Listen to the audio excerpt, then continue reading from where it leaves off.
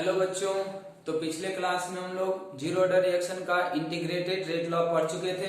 ठीक है, हम उसको जल्दी से थोड़ा सा रिवाइज कर देते हैं, फिर हम लोग आगे उसी में कंटिन्यू करते हैं। तो जीरो ऑर्डर रिएक्शन हम लोग सिंगल रिएक्टेंट, ध्यान दें बात को, जीरो ऑर्डर रिएक्शन जिसमें सिंगल रिएक्टेंट हो, एक ही रिएक्टेंट हो और उसका कोएफिशिएंट कितना हो, 1 हो, इसके रिस्पेक्ट में हम लोग दो फॉर्मूला याद किए थे। और वो फॉर्मूला कौन कौन सा था? तो एक था हमारा x बराबर kt, x बराबर kt, ठीक है। और दूसरा था हमारा कि at बराबर a नोट माइनस kt, ठीक है। ये दो फॉर्मूला था हमारे पास इंटीग्रेटेड रेट लॉ के फॉर्म में। अब हमारे लिए ये वाला फॉर्मूला थोड़ा सा ज्यादा इंपॉर्टेंट बन जाता है। इसका कारण हम ये बताए थे कि कोई भी जीरो ऑर्डर रिएक्शन आ जाए, ये सिंगल रिएक्टेंट वाले में फॉर्मूला लगाएंगे, डबल रिएक्टेंट वाले में फॉर्मूला लगेगा, कोएफिशिएंट 1 है तो भी लगेगा, कोएफिशिएंट 2, 3, 4, 5 कुछ भी हो तो भी लगेगा। बस एक बात का आपको ध्यान रखने के लिए बताया गया था, जैसा कि देखें, अगर हम इस रिएक्शन के लिए at बराबर a नोट माइनस kt का फॉर्मूला लिख रहे हैं, तो अगर कोई हमें कहेगा कि 3a चेंज टू प्रोडक्ट है, अगर इसका r बराबर ऐसा दिया हुआ है, इससे पता चल गया कि ये जीरो ऑर्डर रिएक्शन है। तो अब कहेगा बताइए कि इसका इंटीग्रेटेड रेट लॉ कितना होगा। तो फॉर्मूला तो हम इसी तरीके से याद रखते हैं कि at बराबर a नोट माइनस kt जो होता है वो जीरो ऑर्डर रिएक्शन का इंटीग्रेटेड रेट लॉ होता है। लेकिन हम यहाँ पे थोड़ा सा चेंज करके रखते हैं। चेंज क्या करते हैं? तो at बराबर a नोट माइनस के जो होता है वो किसका होता है? रिएक्टेंट का होता है। तो अब देखें यहाँ पे क्या रिएक्टेंट का के और रिएक्शन का के इक्वल होगा क्या? तो यहाँ पे हम लोग बोलेंगे इक्वल नहीं होगा। क्यों नहीं होगा? क्योंकि रिएक्टेंट का के का मतलब होता है कि रिएक्शन के में उस रिएक्टेंट के स्टोइकियोमेट्रिक कोएफिशिएंट से आप मल्टीप्लाई करें, तब जाके आपको आएगा रिएक्टेंट का के, और इनटू क्या कर देंगे? टाइम। तो इस रिएक्शन के लिए इंटीग्रेटेड रेट लॉ ऐसा आएगा। तो इसीलिए हम याद तो इसी फॉर्मूले को रखते हैं, at बराबर a नोट माइनस kt। जब हम k का वैल्यू रखने लगते हैं तब हमें ये याद रखना होता है कि ये जो k आएगा वो रिएक्टेंट का होगा, ठीक है। तो ये सारा चीज हम लोग पिछले लेक्चर में भी पढ़ चुके हैं। और यहाँ पे अगर कोई पूछता है x बराबर क्या होगा? kt। क्या यहाँ पे x बराबर क्या होगा? 3kt या kt? तो यहाँ भी x बराबर kt ही आएगा। और ये हम प्रूव करके भी आपको दिखाए थे, और हम उस दिन बोले भी थे कि जीरो ऑर्डर रिएक्शन अगर है, ठीक है, तो हर एक रिएक्टेंट के रिस्पेक्ट में x का वैल्यू कितना आएगा? kt ही आएगा, चाहे वो रिएक्टेंट का कोएफिशिएंट कुछ भी क्यों ना हो। तो अब हम लोग कुछ डेरिवेशन करके देखते हैं कि अगर हमारे पास एक से ज्यादा रिएक्टेंट हो जाए तब हम लोग का इंटीग्रेटेड रेट लॉ एक्सप्रेशन कैसा बनेगा। तो हम यहाँ पे पहले डिराइव कर दे रहे हैं, फिर उसको भी हम लोग कंक्लूजन निकालेंगे। तो हम समझते हैं कि single reactant zero order reaction का कोई भी सवाल आएगा तो आप लोग से हो जाना चाहिए। अब हम लोग आते हैं दो रिएक्टेंट के साथ। अब देखें दो रिएक्टेंट में भी हम क्या कर सकते हैं। अब हमारा नेक्स्ट एग्जाम्पल कुछ इस तरीके का होगा, a plus B change to product, a plus B change to product. फिर इसमें भी हम कोएफिशिएंट चेंज करेंगे। अभी हम लोग दो रिएक्टेंट लिए, दोनों का कोएफिशिएंट 1 1 लिया। अब बताएं कि अगर हम इसका इंटीग्रेटेड ये रेट लॉ निकालना चाहें तो पहले हमें इसका रेट लॉ एक्सप्रेशन लिखना पड़ेगा। हम ऐसा मान रहे हैं, ठीक है, ये ऐसा क्वेश्चन में भी दिया हुआ रह सकता है। अगर ये दो रिएक्टेंट वाला हो गया, अब देखिए दोनों ही रिएक्टेंट के रिस्पेक्ट में ऑर्डर कितना है? 0। ओवरऑल ऑर्डर भी कितना है? 0। तो ये ध्यान रहे, ओवरऑल ऑर्डर 0 होने का मतलब तो अलग अलग कॉम्बिनेशन भी हो सकता है। अब सोचे कि यहाँ पे कोई 0 कर देगा, ये सॉरी यहाँ पे 1 कर देगा, यहाँ पे -1 कर देगा, लेकिन पार्टिकुलर रिएक्टेंट के रिस्पेक्ट में माइनस हो सकता है, लेकिन ओवरऑल ऑर्डर जनरली नेगेटिव नहीं ही आता है। तो हम लोग यहाँ पे ऐसे कर सकते हैं कि अगर ये 1 हुआ, ये -1 हुआ, तो भी तो ओवरऑल रिएक्शन जीरो ऑर्डर का ही होगा। लेकिन क्या ये सारा बात हो सकता है? तो उसके लिए हम लोग ये सब बात यूज नहीं करते हैं। तो ये हमेशा ध्यान रखें कि कितना भी रिएक्टेंट क्यों ना हो, बस हर एक के रिस्पेक्ट में ऑर्डर कितना हो जाना चाहिए, 0 हो जाना चाहिए।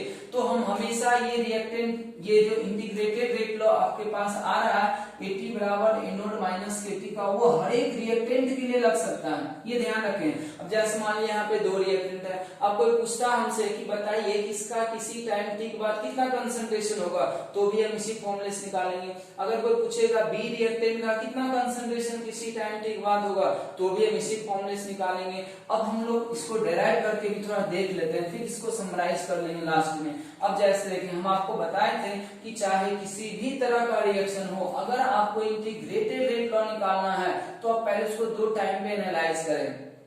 जनरली हम लोग t = 0 से लेते हैं और अनदर टाइम पे जाते हैं।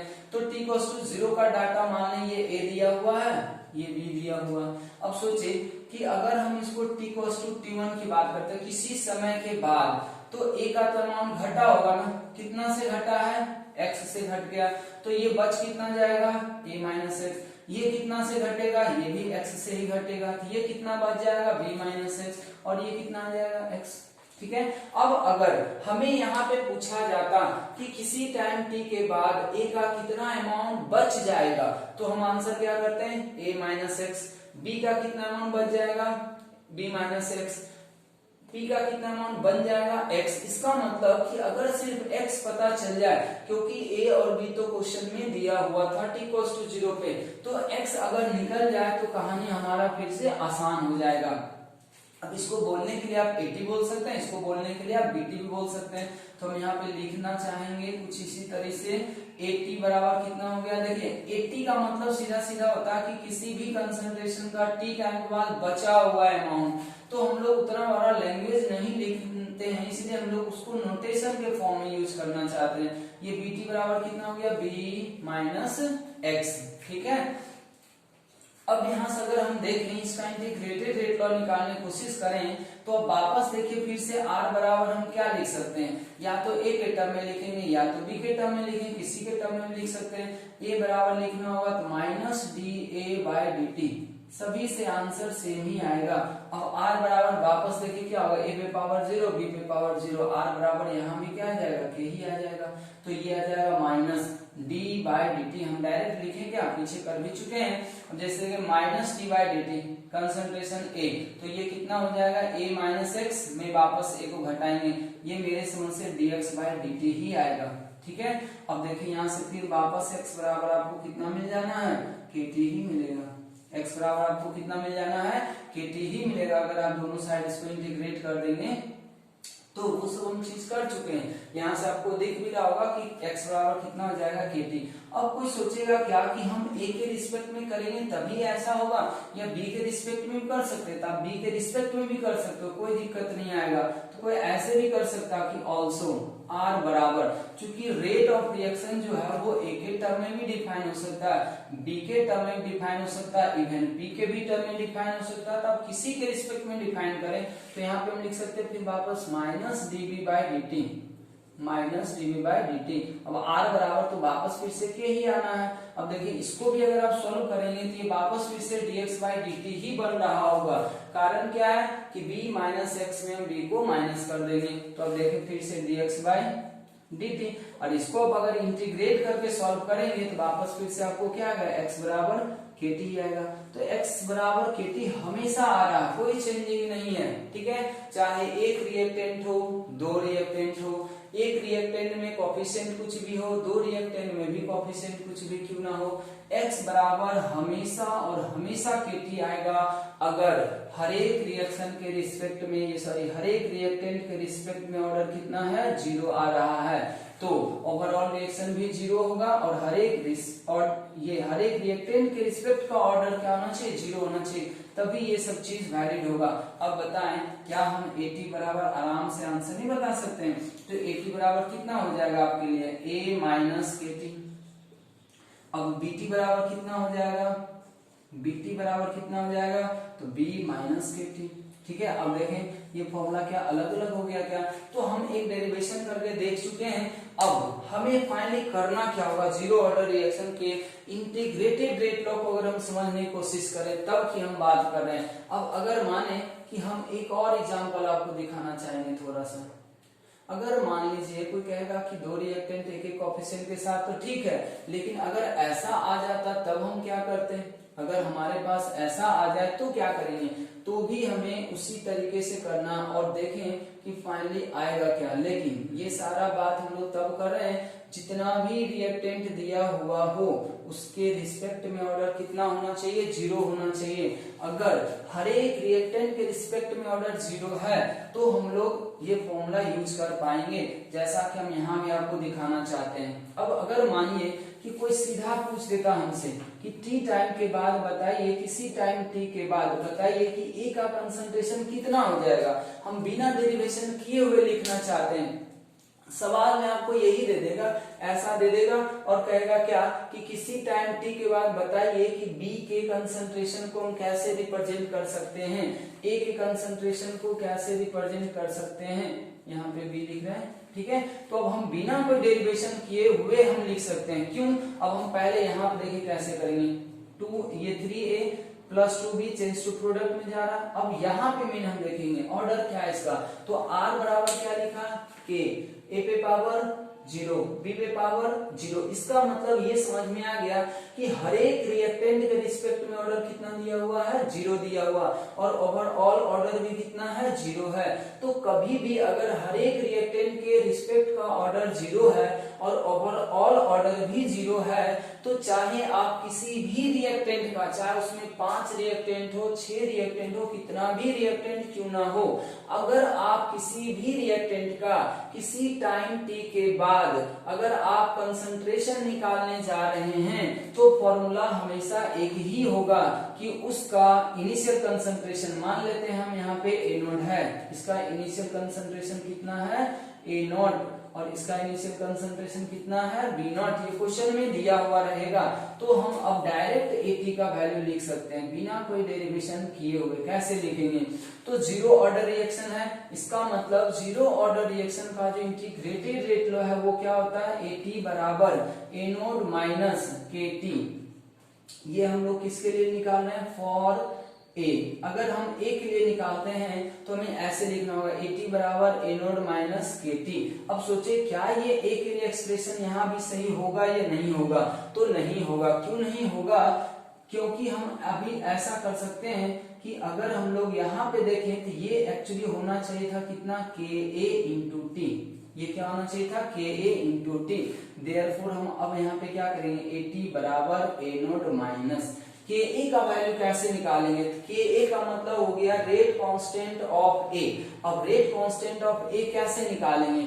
तो रेट लॉ में जो K होता है वो किसका होता है? रिएक्शन का। ये हम पिछले लेक्चर में आपको बता चुके हैं। तो रिएक्शन का K हो गया, और यहाँ का ऑप्शन कितना है? इसका मतलब K का वैल्यू कितना हो जाएगा? 3KT। सिमिलरली ऐसे हम लोग जब भी लिखें तो सिमिलरली उसको पढ़ा करें LLY।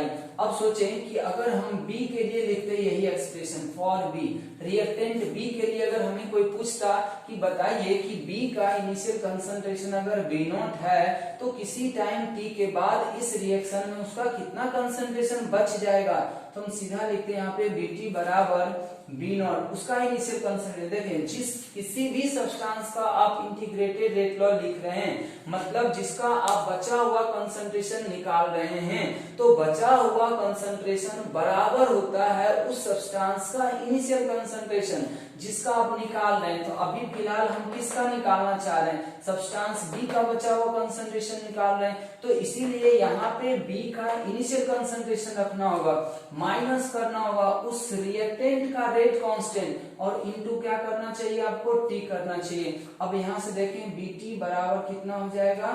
B0 माइनस, अब KB का वैल्यू कितना हो जाएगा? तो KB का वैल्यू निकालने के लिए हमें वापस इसके कोएफिशिएंट को रेट कांस्टेंट ऑफ रिएक्शन से मल्टीप्लाई कर देना चाहिए। दिया जाएगा B0 माइनस 2KT।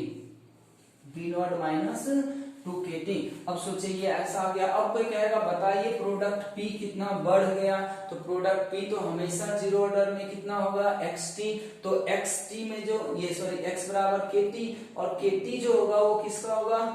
ये रिएक्शन का होगा। तो फिलहाल हम लोग अब कोई डेरिवेशन नहीं करने जा रहे हैं। हमारे लिए फाइनली अब एक इक्वेशन को याद रखना है। वो इक्वेशन क्या हो गया, तो हम यहाँ पे ये लिखेंगे, so finally for zero order reaction, अब ध्यान दें ये फॉर्मूला हम लगाएंगे कहाँ कहाँ, तब हम लोग को लगाना है जब हर एक रिएक्टेंट के रिस्पेक्ट में ऑर्डर कितना दिया गया हो, 0 दिया गया हो, और ओवरऑल ऑर्डर भी कितना हो जाए, 0 हो जाए। तब उस रिएक्शन में चाहे कितना भी रिएक्टेंट क्यों ना हो, उसका कोएफिशिएंट कुछ भी क्यों ना हो, अगर हमें उसका बचा हुआ कंसंट्रेशन निकालना है, क्या निकालना है, बचा हुआ कंसंट्रेशन, तो वो फॉर्मूला हमेशा यही लगाना है कि रिएक्टेंट R कर दे रहे हैं इंटू यहाँ पे हम लोग क्या कर देंगे T, ऐसे याद रखें।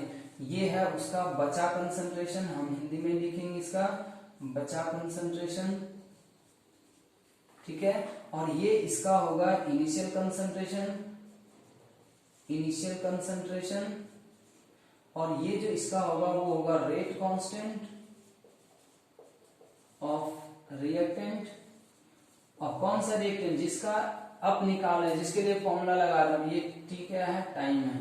तो जीरो ऑर्डर रिएक्शन में आप सिर्फ और सिर्फ यही फॉर्मूला याद रखते हैं, तो चाहे जीरो ऑर्डर रिएक्शन किसी भी तरीके का क्यों ना हो, चाहे दो रिएक्टेंट कुछ भी कोएफिशिएंट हो, हर एक रिएक्टेंट में आपको यही फॉर्मूला लगा के उसका क्या करना है, बचा हुआ कंसंट्रेशन निकाल देना। ये सबसे इंपॉर्टेंट कहानी था जीरो ऑर्डर रिएक्शन का। अब इसके साथ अब सवाल क्या आ सकता है, हम हर एक तरह का सवाल लगभग आपको बता चुके हैं। अब बस ए नोट बी नोट का वैल्यू देना बाकी रह गया, टाइम का कुछ वैल्यू देना बाकी रह गया, सवाल तो हमारा यहीं से बन जाएगा सारा का सारा, ठीक है। तो यहाँ तक आप हम समझते हैं सभी लोगों का क्लियर हो गया होगा। तो ये कंप्लीट डिस्कशन हो गया हमारा जीरो ऑर्डर रिएक्शन के इंटीग्रेटेड रेट लॉ का, इतना आप सभी लोग लिख लें। अब हम लोग आते हैं इसके कुछ स्पेशल प्रॉपर्टीज के ऊपर। स्पेशल प्रॉपर्टीज का मतलब कुछ टाइम से है, जैसा कि इसमें एक हाफ लाइफ वर्ड यूज होगा। हाफ लाइफ का क्या मतलब होता है, फिर से इसका एक लाइफ टाइम भी आएगा, फिर से इसका डिग्री ऑफ डिसोसिएशन आता है। इन सारे टर्म के बारे में हम लोग अब शुरू करते हैं। यहाँ पे जितना बात बोला जाए ना उसको बस आप ध्यान रखें, ठीक है। एक्सप्रेशन को याद रखें, और एक्सप्रेशन को लगाना कब है, किसके लिए लगाना है, ये सब चीज आपको ध्यान रखना है। बहुत को यही कंफ्यूजन रहता है कि AT बराबर A नोट माइनस KT जो है वो जीरो ऑर्डर रिएक्शन का होता है। तो ये रिएक्शन के लिए नहीं, बल्कि उस रिएक्शन में इन्वॉल्व हर एक रिएक्टेंट के लिए होता है। जितना रिएक्टेंट है, अगर हर एक के रिस्पेक्ट में ऑर्डर जीरो, तो हम लोग ये फॉर्मूला लगा सकते हैं। अब हम लोग फिलहाल आते हैं कुछ इंपॉर्टेंट टाइम पे। तो कुछ इंपॉर्टेंट टाइम में पहला जो टाइम होता है वो है लाइफ टाइम। इसको हम लोग क्या बोलते हैं, लाइफ टाइम। लाइफ टाइम किसी भी रिएक्शन का क्या होता है, ये सिर्फ जीरो ऑर्डर के लिए नहीं है, बल्कि किसी भी ऑर्डर रिएक्शन में ये डिफाइन हो सकता है। तो डेफिनेशन तो इसका हर एक रिएक्शन के लिए सेम ही होगा, लेकिन जब इसका एक्सप्रेशन आप निकालेंगे तो अलग अलग आएगा। तो पहले हम डेफिनेशन लिख दे रहे हैं कॉमन सबके लिए, फिर एक्सप्रेशन अलग अलग निकालते हैं। जैसे कि लाइफ टाइम है, लाइफ टाइम को हम लोग कैसे डिफाइन कर सकते हैं, इसको हम लोग बोलते हैं time in which reaction gets 100% completed।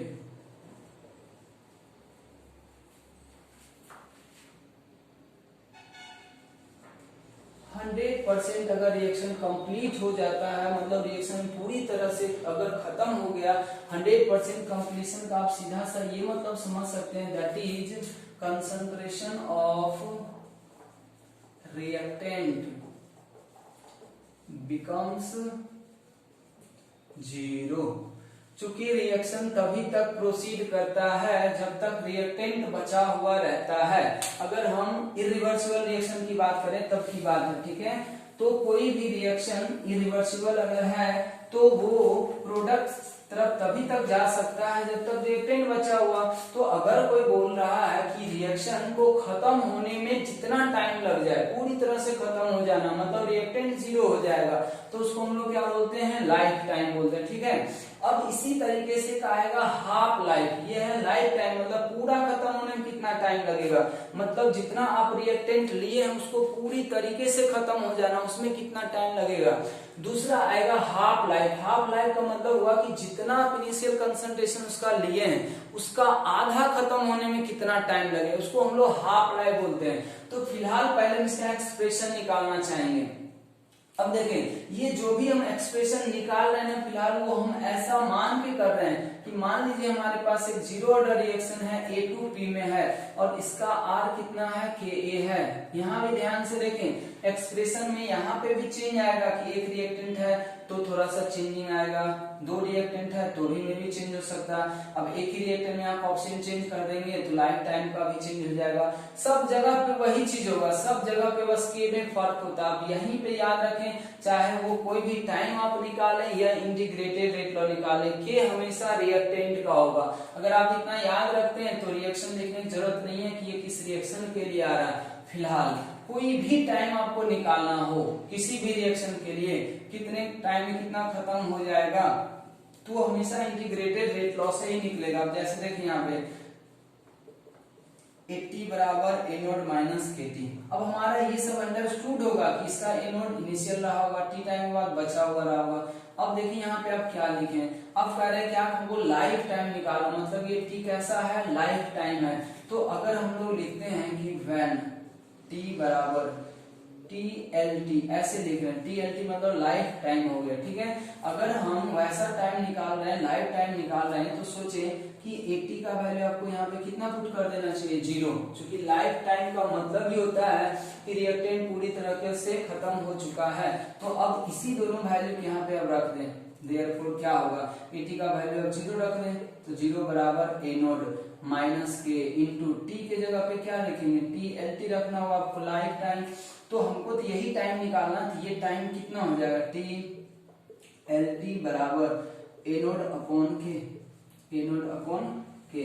अब वापस फिर से यहाँ पे ये देखते ध्यान रखें, ये TLT जो आता है वो वापस हम लोग बोलते हैं तो है हाफ लाइफ ऑफ रिएक्शन, लेकिन अगर हाफ लाइफ ऑफ रिएक्शन ना बोल के हम हाफ लाइफ ऑफ रिएक्टेंट बोले, लाइफ टाइम ऑफ रिएक्टेंट बोले तो ज्यादा सुटेबल हमारे लिए, क्योंकि ये जो टाइम है ना वो इसके लिए डिसाइड हुआ है इसका कंसंट्रेशन कितने टाइम में घट जाएगा। तो अब वापस देखिए ये जो K आएगा वो रिएक्शन का आएगा या इसका आएगा, तो हम यहाँ वापस क्या लिखना चाहेंगे KA, हम यहाँ वापस क्या लिखना चाहेंगे KA।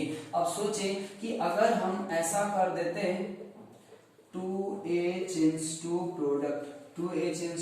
प्रोडक्ट और आपसे डायरेक्ट कोई कहता है कि इसका TLT लिखिए, इसका क्या लिखिए TLT लिखिए, तो अब कोई लोग क्या करेगा ना बस यहाँ पे देखेगा। अब अक्सर को देखेंगे तो वो यहाँ पे गलती कर जाएगा।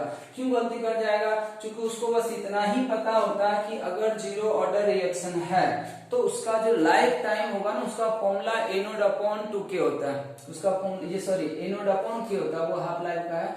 ये लाइफ टाइम उसका कितना होता है A नोट अपॉन K होगा, बस लोगों को इतना ही याद है। अब वो K किस चीज का होता है बहुत लोगों को याद नहीं होता है, ठीक है। तो यहाँ पे हम वापस यही लिखना चाह रहे हैं कि ये K जो है ना वो रिएक्टेंट का है। अब कोई इसका लिखेगा तो वो क्या करेगा, देखेगा क्या, मान लो इनिशियल कंसंट्रेशन A नोट है, अब यहाँ पे क्या होता है K होता है तो बस वो K लिख देगा। अगर कोई इतना लिखता है इस रिएक्शन के लिए तो ये क्या है गलत है, ये क्या होगा गलत होगा। इस दिए गए रिएक्शन का जो लाइफ टाइम होना चाहिए वो कितना आएगा, ये आएगा A नोट, फॉर्मूला याद रखें A naught upon K he formula याद रखना, लेकिन K के बारे में याद रखना कि K जो है वो रिएक्टेंट का होता है। अब सोचे कि K रिएक्टेंट का कैसे निकालेंगे, तो रिएक्शन का K में कोएफिशिएंट से गुना करेंगे तो ये एक्चुअली यहाँ पे 2K आ जाएगा, ऐसा आ जाएगा। ये फॉर्मूला यहाँ पे सही है इस पार्टिकुलर रिएक्शन की अगर मैं बात करूं तो, ठीक है। तो इस तरीके से ध्यान रखिए कि ये जो वापस आएगा ना इस हाफ लाइफ वाले वो किसका होता है, rate constant of reactant, rate constant of reactant होता है, ठीक है। तो ये यहां तक हो गया। अब हम लोग आते हैं इसका जो नेक्स्ट है वो है हाफ लाइफ। ये थोड़ा ज्यादा इंपॉर्टेंट है, लाइफ टाइम से ज्यादा सवाल इसके ऊपर आते हैं। हाफ लाइफ, ये इसको मिटा ही दे रहे हैं, इधर लिखते हैं से सभी लोग लिख लें।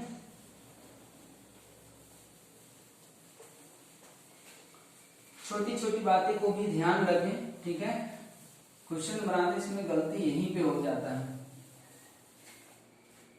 अब देखें, अगर हम हाफ लाइफ डिफाइन करें, हाफ लाइफ, अब इसको देखिए लिखने का तरीका क्या होता है। जैसे हम लोग इसको लिखे ना, तो इसी को कोई ऐसे भी दिखा सकता है, T 100%, ठीक है। तो उसी तरह से हाफ लाइफ तो पढ़ते हैं, लेकिन इसको लिखने का तरीका बताया गया, बोला गया क्या कि T लिख दें, मतलब टाइम हो गया।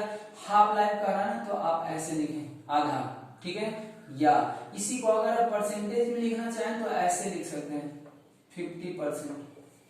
फ्रैक्शन को परसेंटेज में कन्वर्ट करना है तो आप 100 से मल्टीप्लाई कर दें, अगर परसेंटेज को फ्रैक्शन में लाना तो 100 से डिवाइड कर दें। ठीक, नोटेशन ध्यान रखें, T हाफ और T 50%। और ये भी याद रखें कि इंटीग्रेटेड रेट लॉ जो है ना, T बराबर A नोट माइनस KT, ठीक है। इसमें देखें कि जो भी टाइम आएगा, ठीक है, वो रिएक्टेंट के बचा हुआ कंसंट्रेशन के लिए आता है, ठीक है। AT जो है वो बचा हुआ था ना, तो T जब निकालिएगा तो वो पता चलेगा कि उतने टाइम के बाद कितना उसका कंसंट्रेशन बच गया, घटा हुआ नहीं। इस चीज का हमेशा ध्यान रखें, हमेशा बचा हुआ कंसंट्रेशन इंटीग्रेटेड रेट लॉ में पुट करना है, तब जाके आपको टाइम आएगा उसी का। अब जैसे देखें, इसका हम अगर डेफिनेशन लिखते हैं तो इसको भी डिफाइन हम इसी तरीके से करेंगे कि टाइम इन विच रिएक्शन, हम देखिए लिखते हैं रिएक्शन, क्यों लिख देते हैं रिएक्शन है, क्योंकि हम लोग जनरली एक ही रिएक्टेंट वाला लेते हैं, तो वो रिएक्टेंट का हो या रिएक्शन का हो बात बराबर ही होगा। लेकिन अगर दो रिएक्टेंट हो जाए ना, तब फिर से दिक्कत आएगा कि रिएक्शन का टाइम ये हाफ लाइफ और रिएक्टेंट का हाफ लाइफ में फर्क आने लगता है। फर्क ये आएगा कि आप उस समय रिएक्टेंट का हाफ लाइफ बोल सकते हैं, लेकिन रिएक्शन का हाफ लाइफ नहीं बोल सकते हैं, क्योंकि वो दोनों वैल्यू अलग अलग आएगा। तो वो चीज हम लोग और अच्छे से समझेंगे। फिलहाल हम यहाँ लिख रहे हैं time in which reaction gets 50% completed.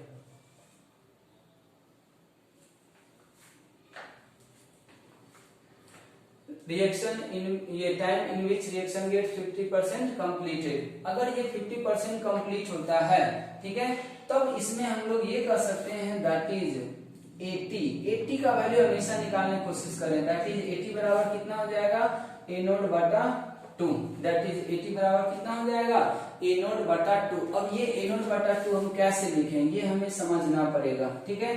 अब हम कैसे लिखते हैं, अब यहाँ पे देखें कि फॉर T 1/2, अगर हम 1/2 निकालना चाहते हैं, T 1/2 अगर हम निकालें तो ये आ जाएगा AT बराबर, AT क्या होता है, बचा हुआ कंसंट्रेशन। अब सोचे हमारे पास इनिशियल कितना होता है, A नोट माइनस, माइनस हम क्यों कर रहे हैं, क्योंकि हमें बचा हुआ कंसंट्रेशन निकालना। तो अगर हमें इनिशियल कंसंट्रेशन पता है और फिर वापस बचा हुआ निकालना है, तो हमें यही तो देखना होगा कि आखिर इतने टाइम में वो घटा कितना। तो क्या बताया गया आपको कि रिएक्शन कितना कंप्लीट होता है, 50% कंप्लीट हो जाता। मतलब ये कि आप जितना रिएक्टेंट का कंसंट्रेशन लिए होंगे उसका आधा खत्म हो गया होगा। तो जब आधा खत्म हो गया तो बचा कितना, तो जितना पहले था उसमें घटा देंगे। कौन सा खत्म हो गया, जो खत्म कितना हुआ, तो A नोट का आधा खत्म हुआ। तो ऐसे किए तब जाके ये 80 बराबर A नोट बटा 2 आया है। 80 बराबर क्या आया है, A नोट बटा 2 आया है। अब ये दोनों चीज आपको पता चल गया, तो अब वापस फिर से आप इंटीग्रेटेड रेट लॉ में रख दें कि ये 80 बराबर आ जाएगा A note minus K into T. अब वापस देखिए हम ये एक्सप्रेशन लिख दिए, इसका मतलब ये सारा चीज जो है ना हम लोग किस तरीके के रिएक्शन के लिए लगा रहे हैं, जब रिएक्टेंट 1 है और इसका कोएफिशिएंट कितना है, 1 है। ये अंडरस्टूड है। अब बताएं 80 के जगह पे हम लोग कितना रखेंगे, A नोट बटा 2, ये A नोट माइनस K, और T के जगह पे कितना रख देंगे, T 1/2। तो अगर हम इसको सॉल्व करें ना और यहाँ से T 1/2 निकालें तो ये आपको मिलेगा A नोट अपॉन 2K। अब K के बारे में हम वापस यहाँ पे क्या लिखेंगे, KA लिखना चाहिए हमें। क्या लिखना चाहिए, KA। अगर आप यहाँ से सुधारना चाहें इसी में लिख दें, ठीक है, ये KA आ जाएगा। अब यहाँ पे ध्यान दें, ये हमारा हो गया हाफ लाइफ या T 50%। अब अगर कोई कहता देयरफॉर, अगर मैं यहाँ लिखूं कि अगर कोई कहता कि ये हमारे पास 2H प्रोडक्ट है, ठीक है। इसका T इक्वल्स टू 0 पे इनिशियल कंसंट्रेशन ए नोट दिया हुआ है, ठीक है। तो बताइए टी हाफ का एक्सप्रेशन क्या होगा, टी हाफ का एक्सप्रेशन क्या होगा अगर ये जीरो ऑर्डर रिएक्शन है, अगर ये जीरो ऑर्डर रिएक्शन है। तो बहुत लोग क्या करेगा, उसको बस इतना ही याद था कि हाफ लाइफ जो होता है ना जीरो ऑर्डर रिएक्शन का, वो होता है ए नोट अपॉन 2k, तो वो यहाँ भी वही काम कर देगा। आंसर अगर इसका कोई लिखेगा तो ये ऐसा लिख देगा ए नोट अपॉन 2k कहेगा हो गया। लेकिन क्या ये सही होगा या गलत होगा, हम कहेंगे बिल्कुल गलत है। ये क्या है, बिल्कुल ही गलत है। यहाँ पे एक्चुअल जो होना चाहिए था हाफ लाइफ जो होना चाहिए वो कितना होना चाहिए, ए नॉट अपॉन 2 तो रहेगा ही। अब के के बारे में सोचे, के क्या था, ए था, रिएक्टेंट का था। तो यहाँ पे रिएक्टेंट का के और यहाँ पे रिएक्टेंट का के सेम आएगा क्या, नहीं आएगा। क्यों नहीं आएगा, क्योंकि अगर हम इस रिएक्शन में बात करें रिएक्टेंट के बारे में, के ए लिखेंगे अभी पहले, अब इसको करेंगे चेंज, ए नॉट अपॉन 2 गुना। अब बताएं कि एक जगह पे क्या लिखेंगे, 2 गुना के लिखना चाहिए ना, 2 गुना के, तो ये देखिए कितना आ जाएगा, ए नोट अपॉन 4k आएगा, ए नोट अपॉन 4k आएगा, ऐसा कुछ आंसर आएगा, ये सही है। तो हम समझते हैं कि अब जीरो ऑर्डर रिएक्शन का हाफ लाइफ और लाइफ टाइम भी आपको क्लियर हो गया होगा। इसमें एक और आ सकता, क्या ऐसा ही दो टाइम पूछा जा सकता है क्या, बहुत सारा टाइम पूछ सकते हैं हम। जैसे देखिए इसमें पूछ सकते हैं T1/3 बताइए, T3/4 बताइए, T2/3 बताइए, ठीक है, कुछ भी पूछा जा सकता है आपको, ठीक है। इस तरीके का कोई भी सवाल आए सब में हमें वही काम करना है, एटी का वैल्यू निकालना है और उसको पुट कर देना, फिर वो टाइम मिल जाएगा आपको, ठीक है। अब जैसे मान लिया हम इसको निकालते हैं T3/4 को, ठीक है। अब जैसे देखें हम क्या लिखेंगे, AT बराबर ए नोट माइनस के इंटू T3/4, हम सब इसी रिएक्शन के लिए निकाल रहे हैं फिलहाल, ठीक। अब यहाँ पे देखें कितना होगा, तो AT बराबर क्या लिखेंगे, देयरफॉर AT बराबर लिखेंगे ए नॉट माइनस, घटा ना वो कितना घटा होगा, देखो T3/4 ऐसे अगर लिखा ना, इसका मतलब हो गया कि वैसा टाइम बताइए जितने टाइम में 3/4 फ्रैक्शन घट चुका है। तो घट चुका है तो ये घटा हुआ हमको थोड़ी ना चाहिए, हमको तो बचा हुआ चाहिए ना। तो हम कितना करेंगे, ए नोट में घटाएंगे, कितना घट चुका है, तो जितना इनिशियल था उसका 3/4 घट चुका है। तो ये देखिए कितना आ जाएगा, ए नोट माइनस 3 ए नोट बटा 4 आ जाएगा। तो ये 80 बराबर फाइनल हमारा आ गया कितना, ए नोट बटा 4। क्या आप इसको वापस इस इंटीग्रेटेड रेट लॉ में पुट करके क्या आप नहीं निकाल सकते हैं, तो हम वापस यहाँ पे ऊपर लिख दे रहे हैं, आप लोग ध्यान से देख लें इसको। देयरफॉर अगर हम यहाँ से यहाँ आए तो हम लोग ऐसे लिख सकते हैं, therefore AT is equals to A not minus के इंटू, फिर वापस यहाँ के लिखना चाहिए, के इंटू T3/4। तो अगर हम यहाँ पे देखें तो AT के जगह पे कितना रख दिए हम लोग, ए नोट बटा 4 बराबर ए नोट माइनस के ए इंटू T3/4। तो ये आ जाएगा इधर के ए इंटू T3/4 बराबर ए not minus A note bye 4। तो ये देखिए वापस कितना हो गया, 3 ए नोट बाय 4। तो हमारे पास T3/4 जो आएगा, या इसी को कोई परसेंटेज में लिखे कितना क्या होता है, 3/4 को 100 से मल्टीप्लाई कर दें 75% बराबर कितना हो जा रहा है, 3 ए नोट बटा 4 इंटू के की जगह पे हमें क्या रखना चाहिए, वापस के ए रखना चाहिए। ये ध्यान देने वाली बात है, ये क्या होगा, के ए होना चाहिए। तो हम लोग T3/4 निकाल चुके, T1/3 निकाले, T2/3/4 कुछ भी निकाले, परसेंटेज में कन्वर्ट करके निकाले, सबका तरीका एक ही है। लेकिन ज्यादा इंपॉर्टेंट जो होता है हमारे लिए क्या होता है, हाफ लाइफ T1/2 होता है, इसलिए हम लोग इसका एक्सप्रेशन क्या करते हैं, याद रखते हैं। तो अब हम फाइनली आपको बताने जा रहे हैं जीरो ऑर्डर रिएक्शन के लिए इंटीग्रेटेड रेट लॉ और हाफ लाइफ के एक्सप्रेशन को बस याद रखें, सवाल इसी से बन सकता है। अब इसमें एक चीज और आ सकता है, वो है डिग्री ऑफ डिसोसिएशन, ठीक है। एक और टर्म क्या है हमारा, डिग्री ऑफ डिसोसिएशन। तो नेक्स्ट हम लोग लगाते हैं degree of dissociation of zero order reaction. अब हम कोएफिशिएंट का चेंजिंग आपको समझा चुके हैं, इसलिए हम लोग जितना भी एक्सप्रेशन लिखेंगे वो सिंगल रिएक्टेंट और एक कोएफिशिएंट के साथ। हाफ लाइफ में एक सवाल हम लोग करेंगे 2 रिएक्टेंट वाला, वो आगे सवाल हम आपको देंगे, खुद से भी करना। अब जैसे देखें यहाँ पे A2 प्रोडक्ट है, मैं अगर पहले इसका डेफिनेशन देखूं या हम सीधा फॉर्मूला भी आ सकते हैं। देखिए डेफिनेशन मतलब है डिग्री ऑफ डिसोसिएशन। डिसोसिएशन का ये मतलब होता है कि ये एक्चुअली फ्रैक्शन होता है, तो एक मोल में कितना फ्रैक्शन डिसोसिएट हो जाता है, ठीक है, जितना फ्रैक्शन डिसोसिएट होता है उसी को हम लोग क्या बोलते हैं, डिग्री ऑफ डिसोसिएशन। इसका फॉर्मूला हम लोग ऐसे बनाते हैं, अल्फा बराबर होता है moles dissociated, moles dissociated divided by initial mole, initial मोल, ये इसका डिग्री ऑफ डिसोसिएशन होता है। आप सोचिए मोल्स डिसोसिएटेड अपॉन इनिशियल मोल कैसे निकाल सकते हैं अल्फा का वैल्यू, तो वापस वही करते हैं, H tends to product, R बराबर क्या हो जाएगा, मान लीजिए K A to the power 0, ठीक है, R बराबर K टू द पावर 0। तो हम देखते हैं T इक्वल्स टू 0, इसका हम लोग कितना लेते हैं, A नोट इनिशियल, ये 0 हो गया। T इक्वल्स टू T की बात करते हैं, ये A नोट माइनस x हो गया, ठीक है, ये कितना हो जाएगा, x हो जाएगा।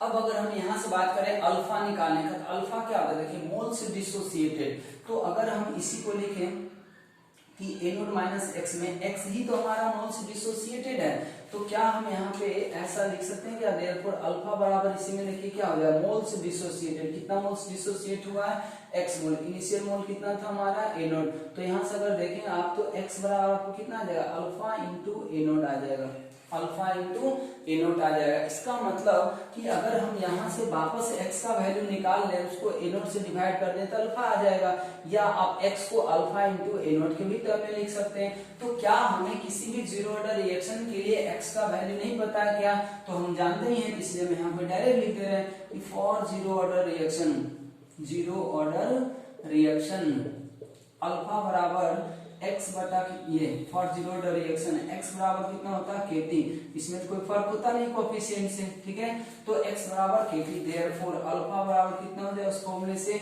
x बटा a नॉट, तो अल्फा बराबर कितना आ जाएगा kt बटा a नॉट, kt बटा a नॉट, ये वैल्यू आएगा। कितना सबको पता होगा अल्फा का वैल्यू 0 और 1 के बीच में होता है, अल्फा का वैल्यू 0 और 1 के बीच में होता है। यहाँ पर हम इक्वालिटी साइन नहीं लगाएंगे, इक्वालिटी लगाने का मतलब ये होता है कि अल्फा 0 और अल्फा 0 होने का मतलब हुआ रिएक्शन अभी स्टार्ट ही नहीं हुआ, क्योंकि जब टूटा ही नहीं मतलब रिएक्शन स्टार्ट ही नहीं हुआ।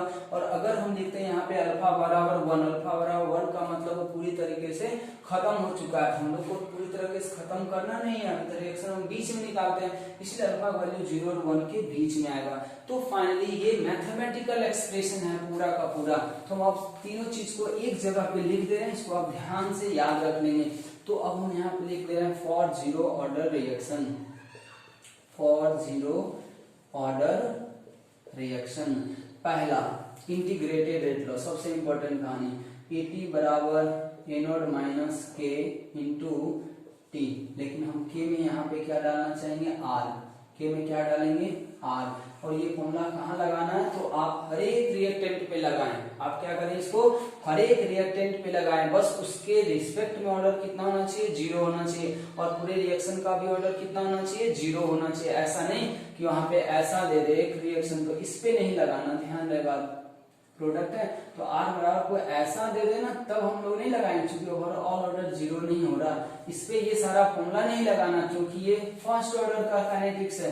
ऐसा नहीं कि यहाँ पे B के लिए फॉर्मूला लगा देंगे, यहाँ नहीं लगेगा।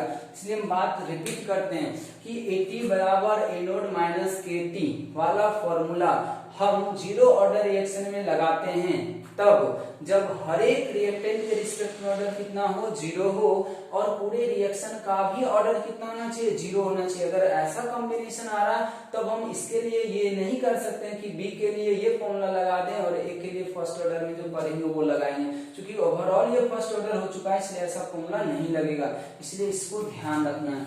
दूसरी बात है हाफ लाइफ, क्या है हाफ लाइफ, या इसको हम लोग भी 50% बोलते हैं। इसका फॉर्मूला कितना आ रहा था A नोट, A नोट मतलब इनिशियल कंसंट्रेशन डिवाइडेड बाय कितना हो जाएगा 2 इंटू KR, KR मतलब रिएक्टेंट का रेट कांस्टेंट लेना है, ठीक है। और तीसरा हो गया हमारा alpha, degree of dissociation. Alpha का फॉर्मूला कितना हो जाएगा, KT बटा, कहीं ये गड़बड़ ना हो, रिएक्शन का मतलब आर का मतलब रिएक्टेंट है, ये क्या है, रिएक्टेंट है, रिएक्शन नहीं, KR मतलब रिएक्टेंट है ये, ठीक है। तो KT डिवाइडेड बाय कितना आ रहा था हमारा A0, यहाँ पे रिएक्शन होगा, यहाँ पे ये जो क्या है वो रिएक्शन का ही है लिख ही दे रहे हैं हम इसको, ये होगा रिएक्शन का के। तो मैथ सॉल्व करने के लिए तो आपको ये 3 इक्वेशन याद रखना। और यहाँ से एक चीज इंपॉर्टेंट यहाँ से दिख रहा होगा कि हाफ लाइफ जो है जीरो ऑर्डर रिएक्शन का, ये सब ऑर्डर पहचाने का तरीका होता है। हाफ लाइफ जो है जीरो ऑर्डर रिएक्शन का वो डायरेक्टली प्रोपोर्शनल है किसके, A0 का। A0 का मतलब क्या है, उसका इनिशियल कंसंट्रेशन, इनिशियल कंसंट्रेशन। तो फाइनली जीरो ऑर्डर के लिए समरी जो है वो यहीं पे है, ठीक है। अब इसी 2 इक्वेशन को आप किसी भी जीरो ऑर्डर पे लगा सकते हैं, चाहे कोएफिशिएंट कुछ भी क्यों ना हो, हड़बड़ाने की बात उसमें नहीं है। और डेरिवेशन भी हमें बार बार नहीं करना है, बस इसका ध्यान रखना है कि K जब भी हम लोग इसमें और इसमें पुट करेंगे तो वो उस रिएक्टेंट का पुट करेंगे जिसके लिए ये फॉर्मूला लगा रहे हैं। अगर एक से ज्यादा रिएक्टेंट है तो एक से ज्यादा रिएक्टेंट में ही हम ये फॉर्मूला लगा सकते हैं। हर एक रिएक्टेंट पे ये फॉर्मूला लगाएंगे, बशर्ते कि उस रिएक्टेंट के रिस्पेक्ट में ऑर्डर क्या होना चाहिए था, 0 0 होना चाहिए था। तो ये हमारा जीरो ऑर्डर रिएक्शन का मैथमेटिकल एनालिसिस हो गया खत्म। अब इसी सब टर्म का हम लोग ग्राफ एनालिसिस करते हैं। जीरो ऑर्डर रिएक्शन का ग्राफ देखेंगे और वो हमारा ऑर्डर निकालने का एक तरीका भी बनेगा, जो हम लोग आगे टॉपिक भी दिए थे इंट्रोडक्शन में, ऑर्डर निकालने का तरीका क्या क्या होता है। तो उसमें ग्राफिकल मेथड भी आता है और उसमें यही सारा चीज डिस्कस किया जाएगा। तो हमको समझ में हमें ऐसा लग रहा है कि ये आप सभी लोगों को क्लियर हो गया होगा। जीरो ऑर्डर रिएक्शन में किसी को कहीं भी कोई कंफ्यूजन नहीं रहना चाहिए। अब इसके ऊपर सवाल भी हम लोग देखेंगे, पहले हम लोग ग्राफिकल मेथड इसका पढ़ेंगे।